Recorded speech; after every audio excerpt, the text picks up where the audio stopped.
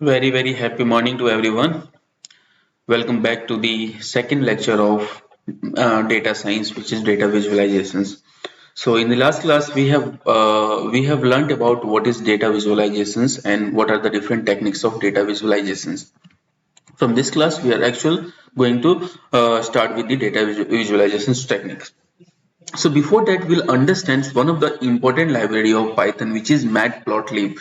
So earlier in the ninth class, you have already studied about pandas, which is also to how to represent data in the form of table form, right? So with the help of Matplotlib, you can visualize the data in the form of graph, right? So Matplotlib is a very excited, very important like library in terms of data visualizations, right?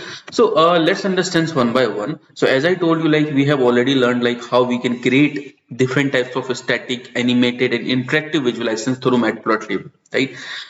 Now, it offers a wide range of customizable plots, charts, graphs to represent data, right? Now, see, we can use Matplotlib along with the NumPy and Pandas, right? So I'll explain you in the later classes. So first, let's understand the very basics of Matplotlib. As I told you, suppose there is an apple and you want to, like suppose you are having a many apples, right? And you want to represent the data of apples, like how many apples you have eaten a day or second day or third day or fourth day, and you want to represent in a data sheet, right? So in that case you can use a Matplotlib also, right, in the form of plots or charts or graphs, anything.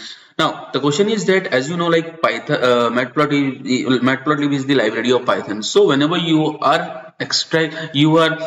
importing any Matplotlib, first you need to install. So with the help of this command pip install Matplotlib, you can install on your systems, on any of your editors, right? Now, so as you know, to use any library, first you need to import the library. For that we'll call keyword, which is import, right? Matplotlib.pyplot. Now what is this .pyplot? So all the utilities, or you can say methods, comes under the category of pyplots, right? Everything is inside the pyplot, and pyplot is inside the Matplotlib. So that's why first we need to import Matplotlib.pyplot, because pyplot belongs to Matplotlib, and all the methods that we are going to use in the upcoming classes, that will become under pyplot. Okay, and as PLT, so Matplotlib.pyplot is a large word, right? So every time you need this Matplotlib, you have to call this one. So what will we can do? We can alias this one as PLT. So every time if we need this one, we can call PLT.PLT. Like this one, right?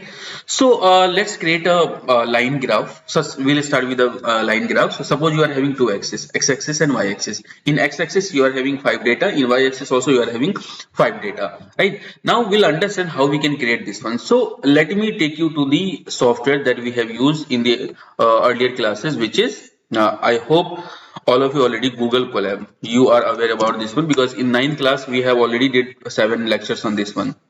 So first go to the Google Colab and open this. You have to open a new notebook, right? So let's create a new notebook.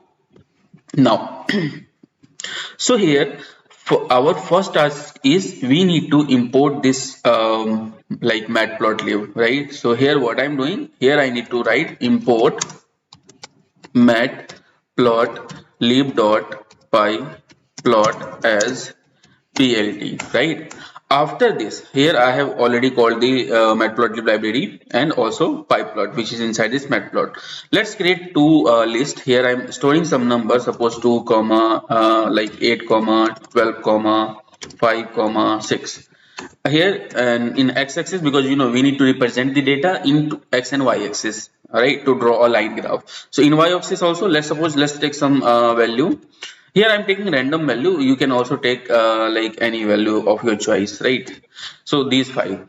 Now after this, what I'll do, I'll write plt dot plot, and here I'll pass x comma y. Now after this, here you need to show this graph. So I'll write plt dot show. So this show and plt, these two are the methods. Sorry, plt dot plot, right? So with the help of plt.plot, you can plot the data, and to display the data, you need to call these show methods, right? So let me run this. If I run,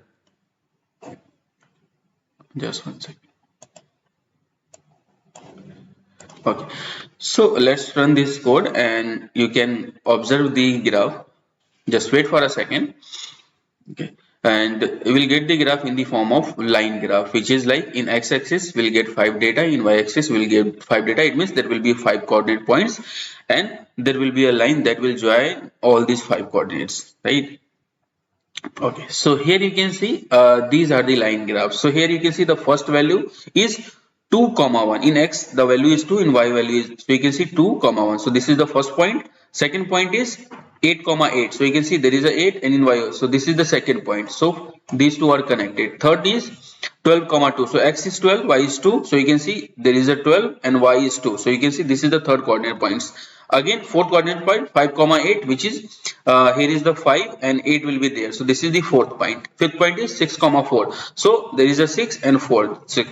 If you can change the value, suppose if I am taking some value 1 comma 2 comma 3 comma 4 comma 5, and again if I run this one, you can see the graph will be change. Now here you can see, now this graph, this line graph is based on this data sets, right? So this is what we called line graph, and how we can represent the data of x and y axis in the form of line graph, right? I hope this clears to all of you, right? And if you are having any doubt, you can comment, right? I'll reply you as soon as possible. Till now, this is all from this class. I'll see you in the next class. Bye bye everyone. Thank you so much for joining this